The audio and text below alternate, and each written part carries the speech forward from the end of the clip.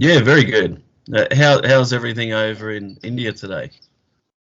Yeah, everything is good, going good. How is Uh, in your country? yeah, thank you.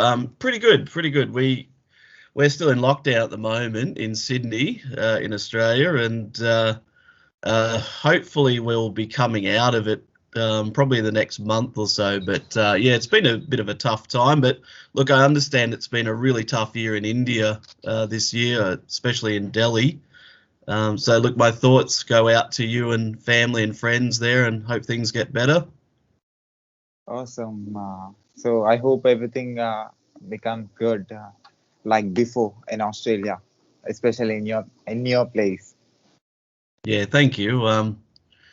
Same to you. So yeah, thanks for the opportunity today.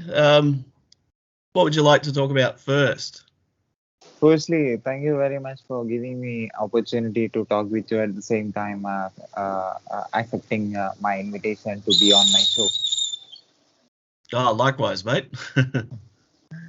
So I thought to introduce you to my audience and tell the work that you're doing to my audience. Okay, sure. So So can do you you want me please, to start or you start? yeah, can you please introduce yourself? Sure, thank you. Look, my name's Rob Lockett. I'm a English teacher at Patrician Brothers College in Blacktown in Sydney. As well as that, I'm a published author. I wouldn't say I'm a bestseller yet. It's still very early in the days, but I often spend time between schoolwork, marking, writing stories, but also I'm a very proud husband and father.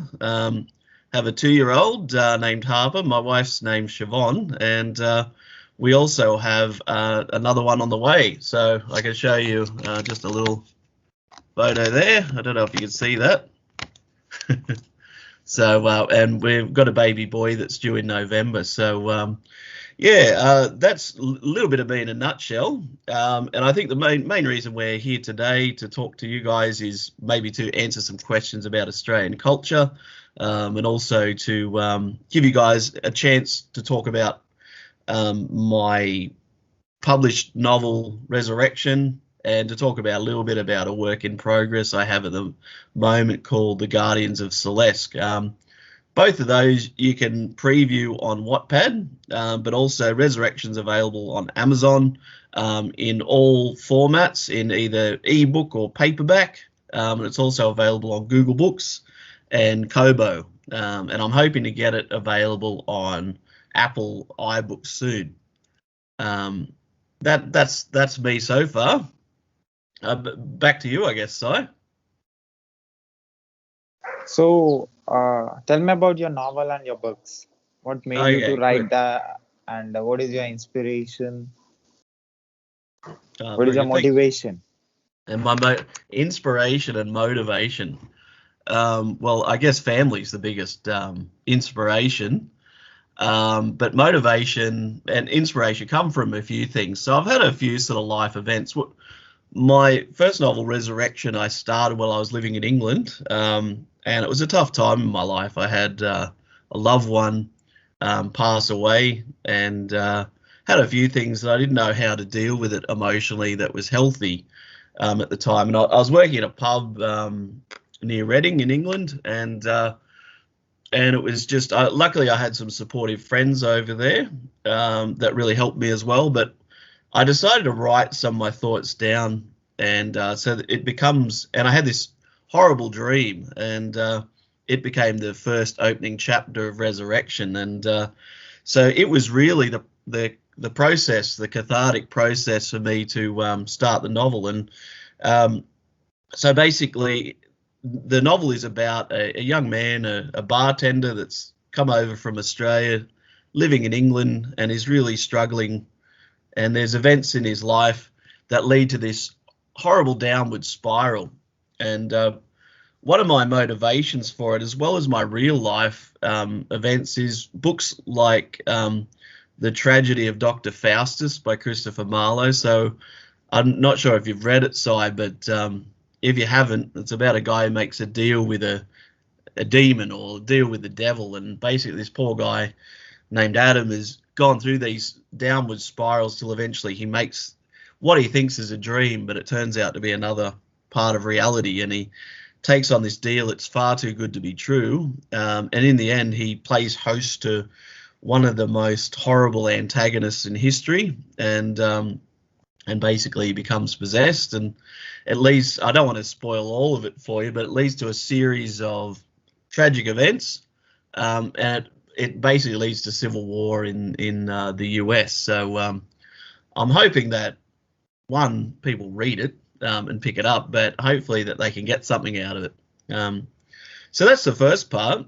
Some of the major themes that I try to get across in Resurrection are the idea that no matter how bad a day you're having, I think there are people that are having worse days, and really it's a time to take stock of your life and should try not to give in to our darker natures, I guess.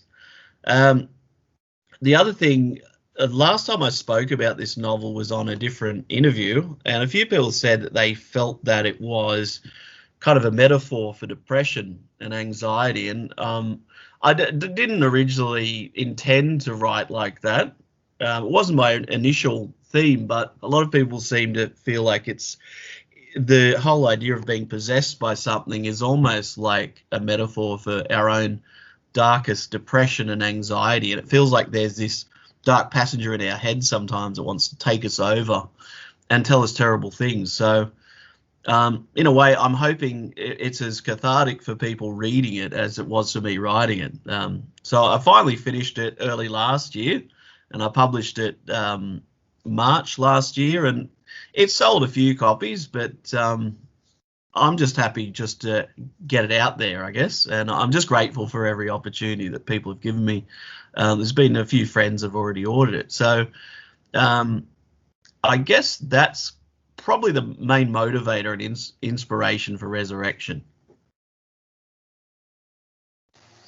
So you said you are an English teacher. So what made you to become an English teacher, and who inspired you to become an English teacher, and what is your experience?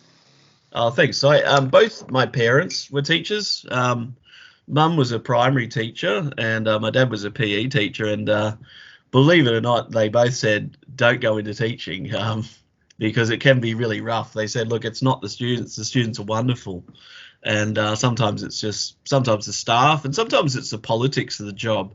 So to be true, to be honest with you, I actually avoided it like the plague, teaching. I did other jobs. I was a journalist. I used to work on a Disney cruise ship in America. I've been a bartender, and I've worked in childcare. And I found that, I don't know if it's true with your beliefs and if it aligns with what you do, but I found that the more that I went with what people were telling me, like it was almost like destiny. They were sort of saying, you should be a teacher. And my mum actually, in probably the last 5 years before I became a teacher, said, look, you'd be really good at it. And it would be, you should always have a backup career anyway. And I think this one would be great for you. And eventually I just started listening. It was like I was listening to the universe. And then it felt like instead of swimming against the current, I felt like I was swimming with it. And then I think all the decisions since I started to teach have led to a better life. So, and look, teaching can be very challenging, but ultimately I love the students. I also love the staff that I work with along the way. And what I really enjoy about teaching English is that it's all about sharing your love. Like I love a great book, love a great film. And recently I've loved some fantastic poetry, and it's being able to share that with students and trying to get across why they're so meaningful, why are they meaningful to us, why are they meaningful to students. So in a way, I just find that teaching is all about trying to share my passion and my loves and in literature. As well as that, I really, really like when you've invested so much time in a student and they start to go really well. Like our end of high school exams, the HSC, I've seen students go from strength to strength, and the ones that I really admire aren't the ones that are naturally talented. It's the ones that put the work in. And there's no greater rush as a teacher, I don't think, than to see your students succeed. So that's pretty much why I got into teaching and why I'm still teaching. So you're a teacher of this communicating medium. So how deep you went in English as an English teacher in order to understand the connectivity, how it connects, how this language, this medium connects the human beings. So you'll have to rephrase that for me. So how does the English language connect with what exactly? I mean, how deep you went in English as an English teacher. How deep? Yeah, how deep you went. Oh, okay. Well, that's a very interesting question because you can go into such levels. Like my students, we're looking at 1984 next term, and so you can look at the politics of the time. So you can look at the politics of when George Orwell was writing it. So he was heavily influenced by, say, the influences of both world wars, and he published it just before the end of World War II. So there's a number of different things you can go through. You can go through the political side of novels. I like to go into a lot of deep discussion. Recently, we just looked at the poetry of William Butler Yeats, and with that, we go into a spiritual and religious side of poetry. There's one of them that's Sailing to Byzantium, which is all about an older man who feels like he no longer connects with the youth and the young people of Ireland, and so he wants to go to this culture, like almost like a mecca of poetry, which is, for him, that's Byzantium. And so you can go into a lot of philosophical discussion with English literature. Same as when we're doing Margaret Atwood and The Handmaid's Tale. You can look at the idea of gender and gender roles and how sexuality can be manipulated, or how it can be devoid of all passion and romance and just used as a government tool. There's almost no limit to the depth of how you can go in literature, Si. I guess I could plug my book even more. Resurrection, I'm hoping people feel like there's a level of depth and complexity in the characters with it too. So, it has its standard plot, but one thing you'll find is that it changes genre all the time. So at some point it's a paranormal book, sometimes it's a thriller, sometimes it's action, sometimes it's just the human discovery and just a deep drama. So what I'm finding and what I hope to get across to some of your audience is that with literature, it's not only a school-based subject. It can border on so many things: politics, romance, political tension, anthropology, the study of what it remains to be human, I guess. So how your how your teaching job helped you in becoming a writer? Because the communicating using vocal cord is completely different from communicating with the words that you have in your collection without showing your face or showing your facial expressions, trying to connect with the story or the novel or the imagination that you have. How good you are in creating impact without your physical presence. Very interesting question, Si, and I hope that I do it successfully. So you're basically talking about the craft of the writing itself, and how to get your narrative voice across. One thing authors don't really talk a lot about is the craft itself. Often we talk about the plot and what drives the plot and the characters, but the craft of writing itself is interesting. I think with teaching, I've learned to polish my work, how to try and master it, I guess. That being said, I still make mistakes, but how to get voice across in text. When I writing, some people don't actually get, writing is almost like acting, because when you're writing a character, you have to become that character. It's it's great when you're a hero, but when you're playing a villain, you can go into some deep, dark territory. So you have to think how that villain is going to react. Like, what are their motivations? And same for the hero. If you want a dynamic hero and a dynamic character, then they must have solid motivations, and you need to know the craft of how to build character. So what drives them to succeed? What are their challenges? Not just their external challenges, but internally, what are they going through? That's one aspect of it. I think another part of it all is, so you've got this voice, you've got your narrative voice, and you've got your perspective. How to get it across on a page is, well, one, I type it out and I draft. But what I also do, Si, is so I did this course where they looked at alpha and beta brainwaves, and when you're working through your alpha brainwaves, your mind is fully conscious and it's thinking all the time, oh, should I use a full stop there? Should I use a comma there? What's my main theme here? And when you look at the beta brainwaves, your subconscious, it's sort of your brain relaxing, and it's the more creative process. And when I teach students, we do these writing challenges where we practice aligning both the brainwaves so that the creative stuff comes through naturally rather than having to force to think about, oh, should I use a simile here? It takes a bit of practice, but what I normally do is I just start writing and I get into that zone. It usually takes about 5 minutes. And the interesting part about it, though, is that I have to read it back and go, hang on, what did I just write? It can be really amazing.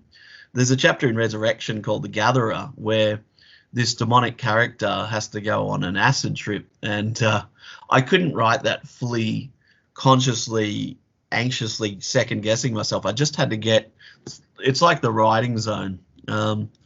So yeah, it's basically, I do try and teach the students how to get into that zone, especially with creative writing. As well as that, it's all the usual polishing that you learn as a teacher. So first, what's the importance of using, say, third person perspective versus first person? Have I got a decent plot? Have I met the narrative structure? The work in progress I'm doing is a fantasy novel. So have I followed the hero's journey, or am I looking to subvert the hero's journey? So I guess it's not easily transferable, those skills as an English teacher into a writer, but I think with practice and with drafting and with getting into that perfect kind of brainwave activity, the alpha and beta brainwaves, that's where I start to really get into the zone. Does that answer your question? Thank you. Yeah, I got you. Sorry, my wife's just giving me coffee, so all good. Did you have a coffee there? No, not yet. I have to. After seeing you, I have to now. Okay. Hopefully I haven't tired you out, mate. So, tell me more about the published book of yours. Okay, so Resurrection. Resurrection, it's not just a supernatural thriller. I don't believe in just one genre, Si. I prefer multiple genres. So basically it starts off, I did talk about this briefly, but it's a young bartender who life goes down a series of spirals. He makes a Faustian pact, a tragic deal that leads to him being possessed. And when he's possessed, this character takes over, this dark passenger basically. And what they have is an interplay between them at first in his subconscious. But then very quickly on, it takes fully over. It becomes him, and this poor person's trapped. Now, what he decides to start initiating some gangsters from England, and he starts building them up almost like Fight Club to a level, and he starts actually a war with a British Indian gang called an offshoot of the Tootie Nungs. I know that they were a gang a long time ago in India, but so that starts, and then he gets bored, and so he decides to go and start civil war in America, and he infiltrates this religious cult. When I was researching for it, I studied a lot of what happened to the Branch Davidian cult with David Koresh. Are you aware of David Koresh and the incident in Waco, Texas at all? Yeah, okay. So it almost mirrors that in a way. So the way he leads to power, the way he evolves, is very similar to David Koresh's rise up with the Branch Davidian cult. Now, the other thing is, you also asked about motivation and inspiration. My wife is one of my greatest motivators, and in ones that inspire us. She's just pulling her tongue out at the moment. She's just in the background. But I needed a hero. I had all these villains in this novel, and I thought, oh, maybe I should have a secret agent, that's embedded within this cult, like in Deep Undercover. And then she said, well, why can't it be a woman? So I thought, yeah, of course, good point. I don't know how to write a female character, but challenge accepted. And so what we've got is a character not identical to my wife, but has some similar qualities. Sorry, she's just shaking her head in the background here, Si. But basically, a good all-round protagonist. And again, like our villains, not perfect, has flaws, but is able to overcome those flaws to take on one of the most evil villains of all time. And to do that, you need characters of enormous strength. So we're talking about, your Luke Skywalker's there. We're talking about your Atticus Finch. We've got, some of your greatest heroes in history. And look, I'm probably exaggerating my book here, but I like to think she would weigh up against the best of them. So basically, she's got to try and take down this bad guy. And so at times it's also got the classic good versus evil theme in the book too. So like I said, it's called Resurrection, and as I said, it's available on Amazon. I think it's even available in Amazon India, across all the formats, the US, Australia. It's also available on Kobo, and also on Google Books as well. And like I said, I should really put it onto iTunes as well. And that's Resurrection.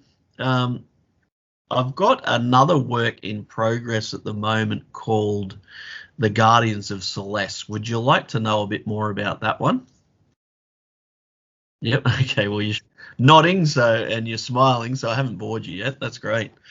So The Guardians of Celeste, the original idea came when I was at uni and I was studying all these English literature things, and I know that this idea probably matches a little bit with elements of Hinduism. So the idea that I came across was not only that, what if we resurrected? What if a person could resurrect and become someone else? But reincarnate. Basically, if someone could reincarnate, but what if they become another advanced level of being, kind of like an elf in the Lord of the Rings? And I thought, what if there was some magic orb or something that could reverse all that? So instead of good people either going to heaven, nirvana, to this other world as a reward, what if evil people got rewarded? And say the good person, the villain, could reverse it, so all these good people could become like dung beetles or single-celled amoeba. So that was the idea. And I thought, well, it really suits a Lord of the Rings style fantasy. So you'll probably even see influences of Tolkien's work, and there's probably a little bit of Harry Potter, and The Name of the Wind's another great fantasy series that I've really enjoyed.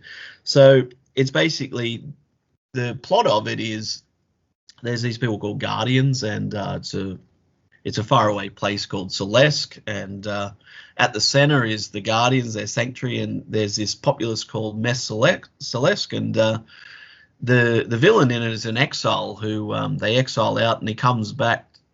So it starts off with this utopia, this sort of beautiful sanctuary where all these people know their place in life. They're looking forward to the next level of life, and everything is civilized. And then all of a sudden, within a chapter, that utopia is gone, decimated, and we see a great battle ensue, and these poor Guardians are mostly killed off, similar to the Jedi purges in Star Wars. So they go into exile and into hiding, and one of their great leaders is actually killed off, but in their world, he is reincarnated as this beautiful little girl who's this special kind of guardian who has all these magical powers, but she needs training. So there's this married couple in it that decide to adopt her, and they train her in the ways, and it's going to be part of a 3-part series. So the first one I'm working on is called The Guardians of Celeste, and I think the whole series will be called The Way of the Guardians. So there's a lot of, it's not like Lord of the Rings, there's not 20 chapters of people climbing mountains, it's action-packed. So there's a great battle, and then there's a siege, and then there's this chase sequences, and then at the moment I'm writing training montages that hopefully will rival something like Rocky or Luke Skywalker's training in Star Wars. So that's where I'm at with it. I'm hoping to get it done. Well, I was hoping to get it done before our next baby arrives, but I'm thinking hopefully by the end of the year, start of next year, I should have the first novel finished. And look, when I publish it, it should be available on Amazon and most formats. At the moment, if you want to preview it, you can read it on Wattpad. I've got the first 15 chapters up. So that's the next work in progress I've got. The other series that I'm working on is inspired by my daughter Harper. So we named her very much after Harper Lee, who wrote To Kill a Mockingbird. But we've got a series of child detective novels in the style of Nancy Drew and Sherlock Holmes. So they've been some books I'm working on, but I need an illustrator. So that's the only reason I haven't published those properly. So, but yeah, they're about a child detective, and they teach themes like coping with loss, and how to stand up against bullies, and also protecting your honor, defending your honor, and all these sort of things. I think our children would love to grow up, and these are the things that I like to teach my students. So they're sort of the works in progress I'm working on. What about yourself? Is there any project or anything you'd like to talk about? Obviously, this podcast is your latest baby. Yeah. So I have another question for you. You worked in different positions. You worked in different jobs. You did different jobs. So as a human being, what you learned from all these jobs, how it helped you in developing your personality and becoming and being a human being, and how your How to be a contribution, complex human, I guess. how your contribution affected uh, human beings, other human beings, as an English teacher, as a writer, as a communicator. Oh, great. Okay. Yeah, thank you. That is a deep question, Si. So I'll try and answer it as best as I can. So, look, I think teaching would arguably be the one that, and I'm sure my wife would agree, where you have the most, I think, profound impact on not only the students around you and the staff, but I think it impacts on yourself too. I think I like to think that I'm a good parent, and I think a large part of that owes to what I've been doing as a teacher, because I think as a teacher you're taught to be patient, and you're taught to be resilient. You're taught to be kind of a counselor at times. Sometimes your students need a counselor. At times you're a coach. You're the ones providing them direction. As well as that, you're teaching them the craft of writing and the ability to read and all that. So at times you're almost like a parent as well. So teaching for me intrinsically and extrinsically has probably had the biggest impact as far as jobs are concerned.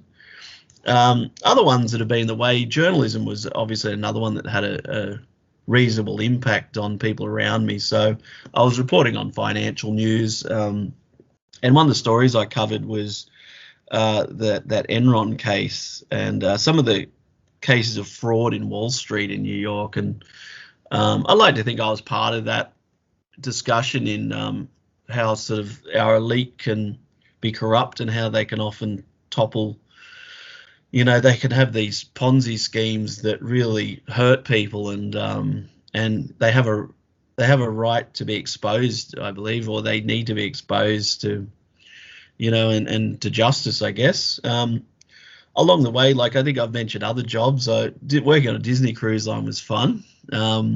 I got to know a little bit about the US, and I was able to meet some wonderful people from all walks of life, all parts of the world too. I think you'd love it. It's got a very international vibe. So I was going from Florida to the Bahamas twice a week, doing that, and I was a youth activities counsellor, which is basically like working in childcare.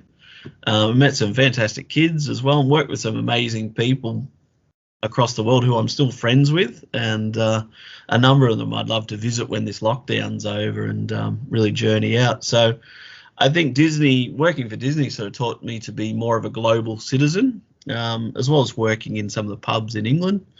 Being a bartender is an interesting one because the impact you make there is you feel like you're on an episode of Cheers sometimes. So you're serving all these very colourful characters in life. And a person asked me, how can you be, at one stage I was working in childcare and in hospitality in the bar. And I said, it's the same sort of people. It's the same clients. I said, when people get drunk, they act like kids. And if you cut them off alcohol, they throw a tantrum just like a toddler would. So that job, I think, taught me patience more than teaching did, and to be flexible and how to, negotiate. What I'm hoping, Si, is I do love teaching, I do love writing, and I'm hoping that I continue to to work at even being a better teacher, but also being a better person. There's still a lot more I can do. I feel like we all feel like we spend so much time on our own individual endeavors that we don't often share a lot with the people around us. And I know with family, I think lockdown has taught, I'm sure, all of our family the importance of that and to have quality time with our loved ones. But as the world opens up again, I'd like to be able to do more at a local and a global community level. I hope that's answered your question well. Different jobs obviously tell us different parts of ourselves, and yeah, I'm just hoping that I continue to do the right thing by people. So I better have some coffee. You keep talking. Yeah. So how your contribution changed things in different places to different people? How you created change? How conscious? How good you are a person as a human being? How conscious you are? How you are using your senses? Are you good at uh, using yourself physically, mentally, in a organized way? Look, I guess so. You definitely got me on the ropes for these questions, Si. They're not easy ones. I think I've also been, like yourself, I've sort of been trying to experiment a bit with online stuff. I think the podcast is a wonderful idea that you're doing there. It's something that I might have to pick your brain about later. I'd love to do some podcasting myself, but I've been trying to blog a little bit as well. So you guys can look at there. I've got Lockdawg, it's LOCKDAWG .wordpress.com if you want to see some of my blogs. And what I'm hoping there, and I think to answer your question more, is what am I doing more to help others, I guess, is as well as a teacher and a writer, I'm also a type 1 diabetic. And I know diabetes is something that affects everyone across the world. And in some of my blogs and some of my recipes, I'm hoping that something will help people, whether it's through some of the recipes, through diet, or to help people who are going through some tough times, anxiety and depression, especially having diabetes. As well as that, I'm a big promoter of well-being, and I have myself suffered depression and anxiety, and it's something that you can't ignore and you can't turn your back on. It's almost like the ocean. It can be there if you let it. And I always say to people that are suffering, look, it's hard work, but you can be happy. And look, it's hard work staying happy, but if you keep at it, you can continue to be rewarded. And I'm just lucky that I'm reminded of that on a daily basis. I think the people that are living alone right now would probably be struggling. And so I hope, and I want to continue doing things like this, maybe doing some more blogs about how to get out of hitting rock bottom and how to cope with depression. And I'm hoping that some of that's reflected in my writing as well. So what I'm hoping to do more of is more blogs where I can reach out to people.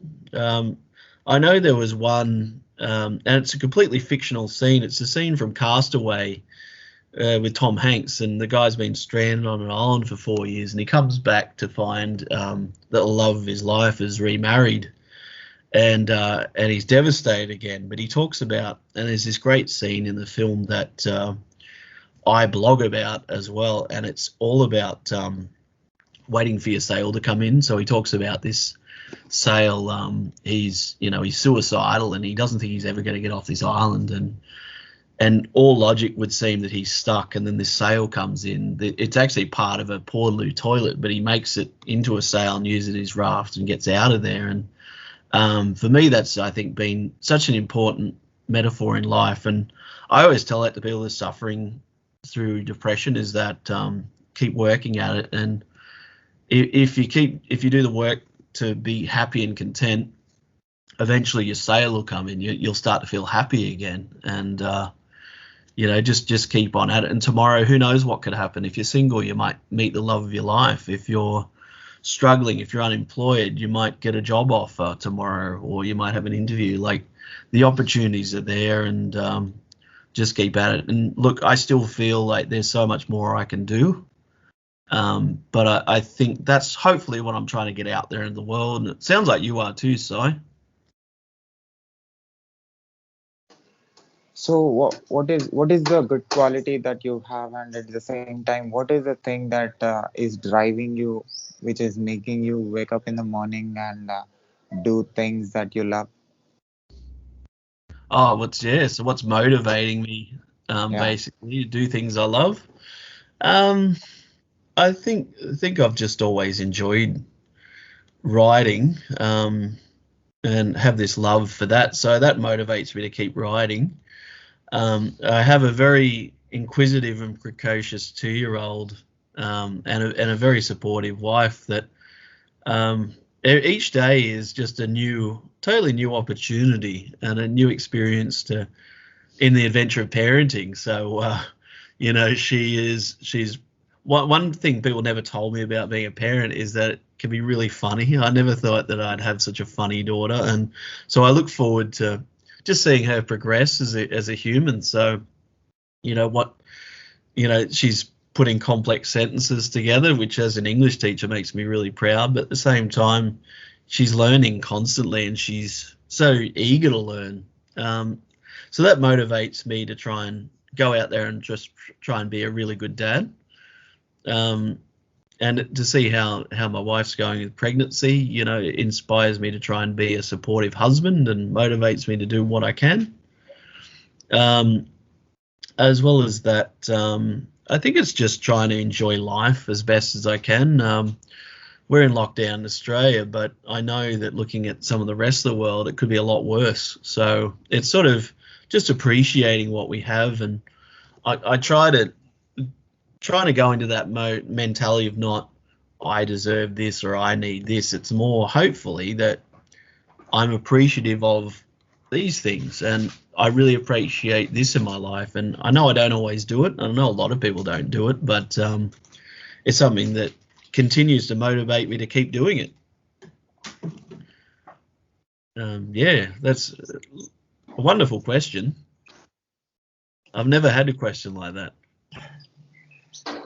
And what you learned as a teacher, being in that position, what you learned from students and teaching them, communicating with them, trying to convey the topics that you have and how that worked for you, how uh, they take what you learned from uh, being in that position for all this time. Oh, great. That's a very interesting question, because you're right. Students teach us as well, very much so. And I know that you've probably dealt with that too at the university level. Students teach me not only patience, but they also sort of teach me there are many different ways to learn. And Gardner calls it the multiple intelligences, and it's true. And I like to think that I don't try one style of learning, and what can work one day might be disastrous another lesson, and vice versa. So I think as a teacher, always try and vary how you teach the content across. So, it's not the good old fashioned days of just a blackboard with chalk. A lot of it is using visual mediums for one, so using film, television, but also it's having students. I find students work really well in collaborative learning groups. And if you can put tactile stuff in there, it's not easy as an English teacher, but you can. And it's that, again, that modeling the work and then encouraging them to be independent. And I think that students are teaching me that every year, that I need to vary what I do, and also that there are different ways of learning, and not everyone starts at the same level either. I know in Australia the schooling system here is very uneven, and there's a huge diversity in almost social stratification, you could say, and I've taught in very different schools, ones with rich students and rich parents, and I've worked ones really poor people and students that have been homeless at a time. And you've got to keep that in mind. Context changes with every student and with every school. So again, I hope that students are teaching me all about that, and that there's a lot going on in a student's head, and there's often a lot going on at home that teachers aren't aware of, other students aren't, and the general public aren't aware of. So as well as being patient and flexible, you've got to try and be kind, I think, too. It's not easy being a student today. So tell me the greatest quality of yours. Greatest quality? Well, it's not modesty, I can tell you that. Look, I like to think that I'm a storyteller. I enjoy telling a good narrative. I have a good sense of humour, and I think that's really important. As well as that, I like to think I'm a kind and compassionate person. I think they're sort of the main ones about me. What about yourself? About myself. Yeah, tell me. My voice is starting to go. You need to talk for me. So I'll tell about myself after completing my questions. All right. Okay. All right. Next question then. So you are in different positions. You are a family man. You are a English teacher. Now you become a writer. Now you're communicating with the world in using different mediums. So, and also you are collecting the information, the different informations from different people, and being in different positions with your senses. So, how much information have you collected with the senses that you have? The senses? What do you mean? Like my listening or all your 5 senses? Oh, right. Okay. About the world around me. Look, I think what is it? There's the ultimate wisdom side, knowing that you know nothing. Like I feel like the world is full of people that are just, there's that arrogance, and there's often ignorance, which we see on a daily basis across the world. And I like to think that I'm intelligent enough to know that I'm still limited, and I can be stupid. So, but in saying that, I think that I've started to develop a love of everything from classic texts to contemporary ones. I try and be a citizen of the world, but there's still some places that I have no idea about. So, but I can tell you, I do know a lot about the English language and literature, film. Anyone that knows me would say I'm quite a film buff, although I've only seen a couple of Bollywood films. So I think it was it's somewhere that I need to explore more. Otherwise, history is another passion of mine. A strong advocate of Scottish history. That's where a lot of my ancestors came from. And through my wife, I've learned a lot about American history. She's taught a lot through her teaching. And also, I like to look at ancient history as well. So even in my current work in progress, there's a lot that leads back to Caesar's and Alexander's military tactics. So I like to think that my main sort of the information and the things I collect are usually due to history or anything to do with literature, as well as that. Politics, I like to try and stay in touch with, and I encourage all my students, because you never know. When you're of voting age, you could really turn the tide in terms of who's governing you and leading you. So the trouble with politics is the more I learn, the angrier I get, with some of the injustice that we've seen across the world. So that's probably the extent of my knowledge at this point, but always learning, and I think you are too.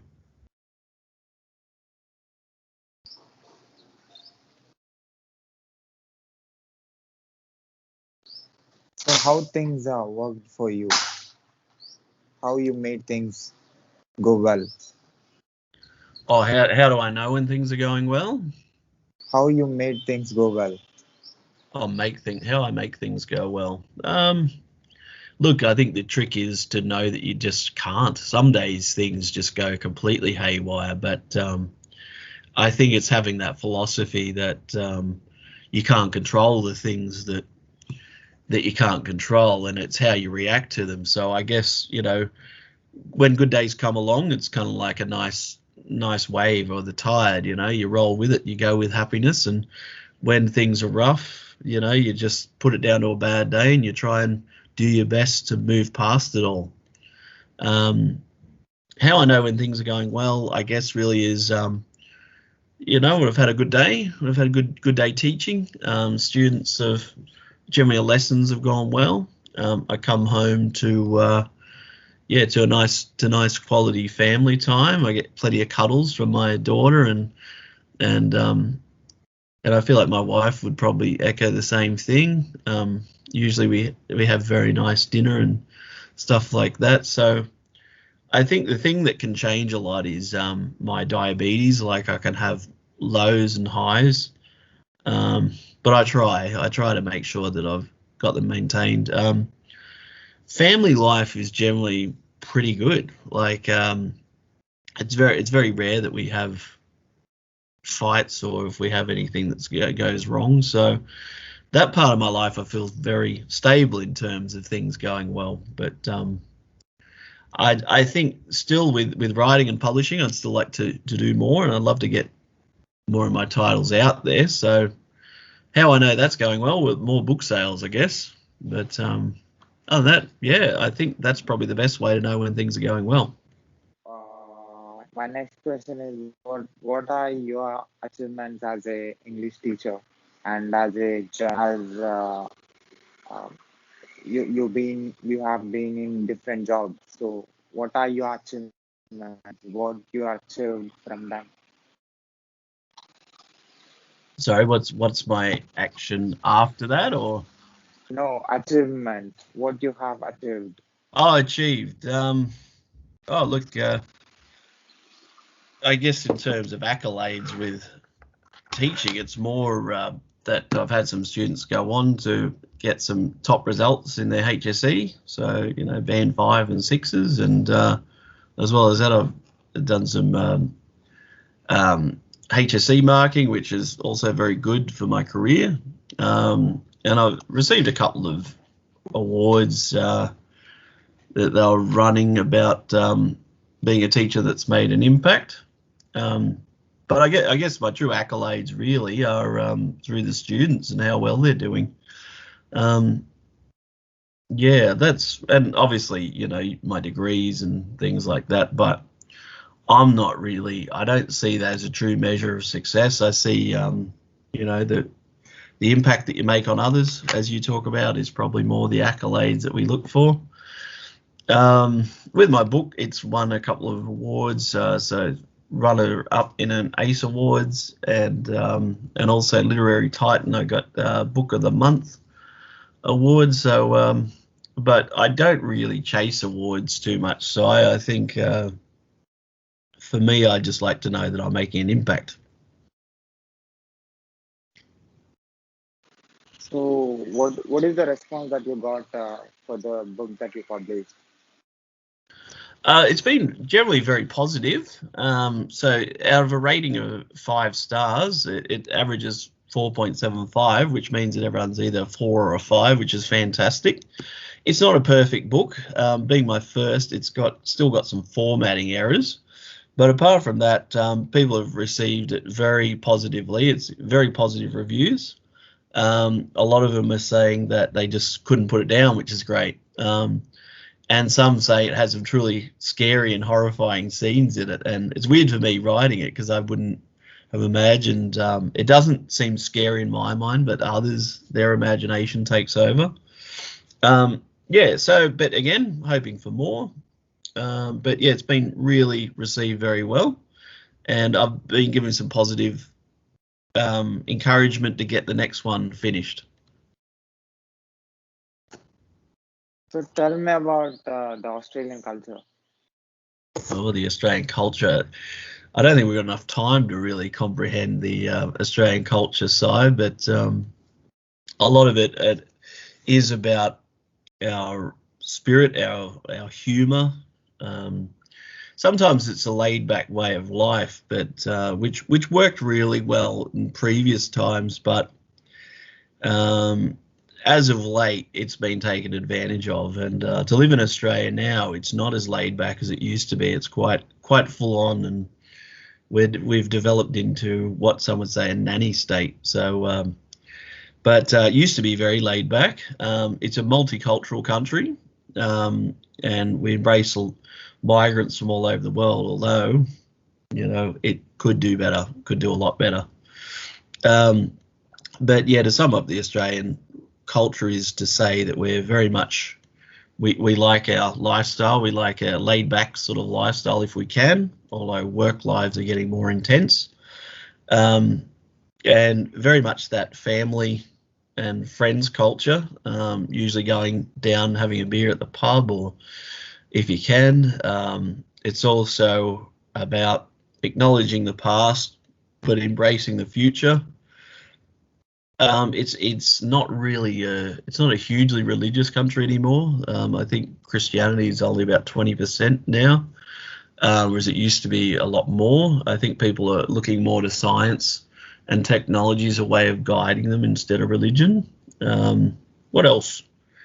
We're resilient. We definitely know we're a resilient culture, and while we haven't had as big a struggle in lockdown, we've had to endure a lot of natural disasters, especially bushfires. It can be quite a hot country, so bushfires bring out not the worst in Australians, actually often the best, because a lot of them fight and help our neighbours and things like that.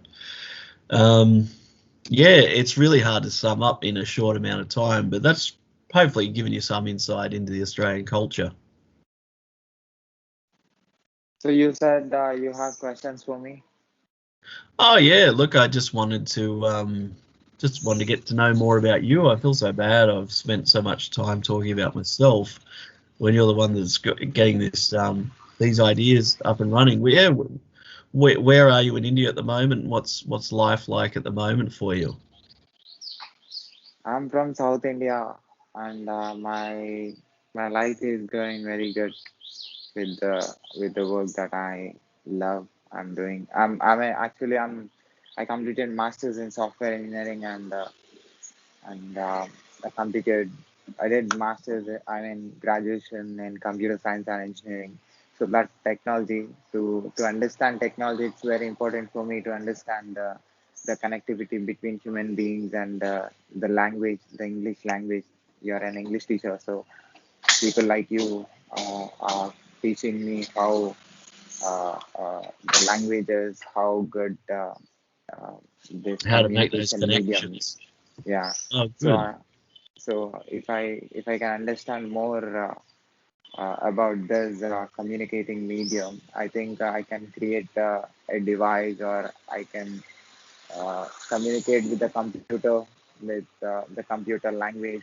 So I think the better I can be as a communicator with a human being, the better I can become a communicator with a machine, the computer. So that's what made me to do that.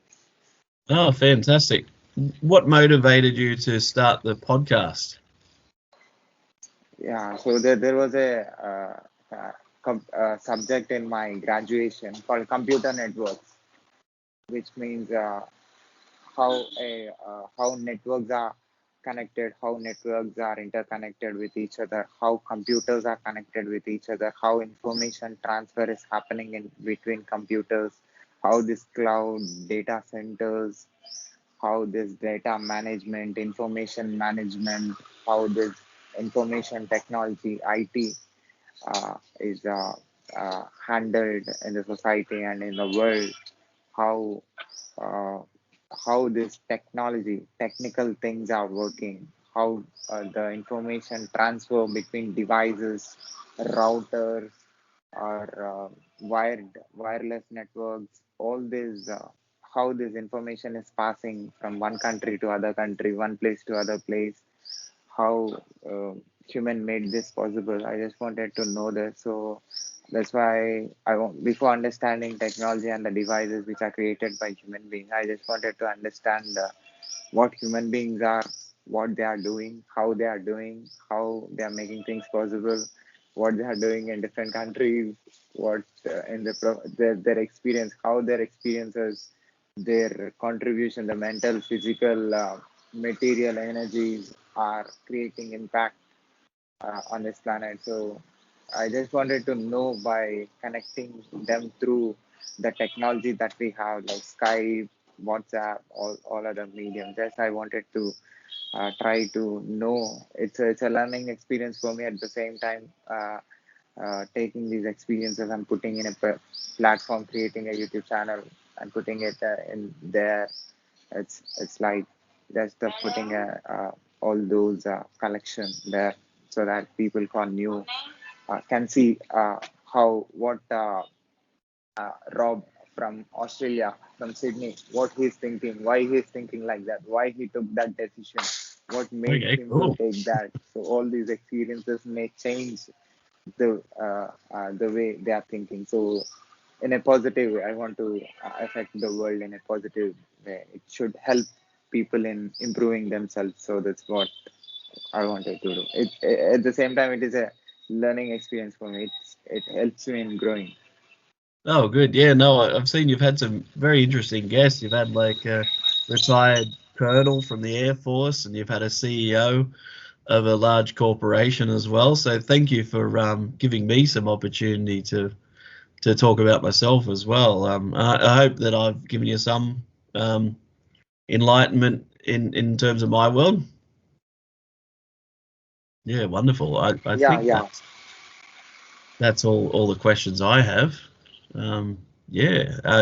Any other ones, or we could end it there, I guess. Yeah. I asked all the questions that I have. So my last question is, what is, as an English teacher, you worked as an English teacher, you worked as a journalist, you saw many people, you saw a lot of incidents happening, you saw a lot of situations in your life. You worked in US. So as an observer, as a communicator, now as a writer. So now you become a writer. You're putting your thoughts out and you're putting your imagination out, making making people to connect with your writing in that medium. So like that, how you see my work on my YouTube channel, me talking with different country people and trying to connect with them. So what do you think I learned from it, and what do you think people who watches my content will learn from this?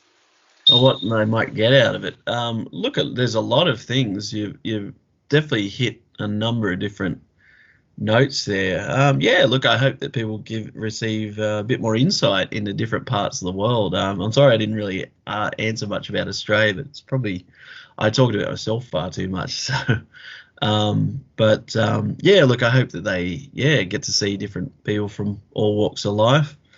I know in Australia too, we're a very sporting culture, so we've just had some of the Olympians. My sister-in-law got back from the water polo team, and she had a great Olympics. And another family friend, so that was Keisha Gophers. Another family friend, Lauren Parker, got a silver medal in the Paralympics. So I think we're a very sporting country too, and so we take it with great pride. So I think it reflects our country too. We're tenacious, we're resilient, and we persevere. And I hope that people get hear the same thing from different parts of the world in your podcast as well. And good luck with it. I really hope that it continues to build. So, if you send me your links, your web links, your book links, I'll put in the description of this video. People who find our video on YouTube can see the work that you're doing. And Yeah, certainly. That'd be great. Yeah, I'd love it. Love to. yeah. So I'll send you, some of the book links, and I can also give you the WordPress site, my blog as well, if anyone's got any mental health issues or just want to know, or diabetic people as well. So that might help them as well. So I hope your contribution helps a lot of people, and a lot of people get benefit because of your work. So, and at the same time, I want you to continue the work that you're doing. Oh, will do, definitely. You too, Si. It looks like it's going really well for you. Thank you, sir, for giving me opportunity to talk with you, and giving me opportunity to ask you some questions. Oh, you too. Thank you. Sorry I waffled on a lot. I do like to talk. So, can I put this video on my YouTube channel with your Yeah, go for permission? it, mate. All good. And Yeah, also, thank can I? you. And do you want me to send the links on Twitter, just on our Twitter message, or on Skype? What's it? On Skype, On if you Skype. can send. Okay, So, thanks, Si. That's great. and also, can I put this audio and video clip on my uh, um, podcast, website, internet, social media, everywhere with your permission? Yeah, of course. And can you send me the links too? And and I'll help. I'll try and gain you some followers and audience. I'll send it on Facebook and Twitter and LinkedIn. Yeah, I'll definitely. Once I publish, I'll send you. Okay, thank you, Si. That's great. Yeah. So, thank you, All sir. right, mate. Keep Thank doing you. what I'll hang up so I can send you those links. Yeah. Thank you, sir, again. All right, thanks for your time. Thank you, Si. Bye.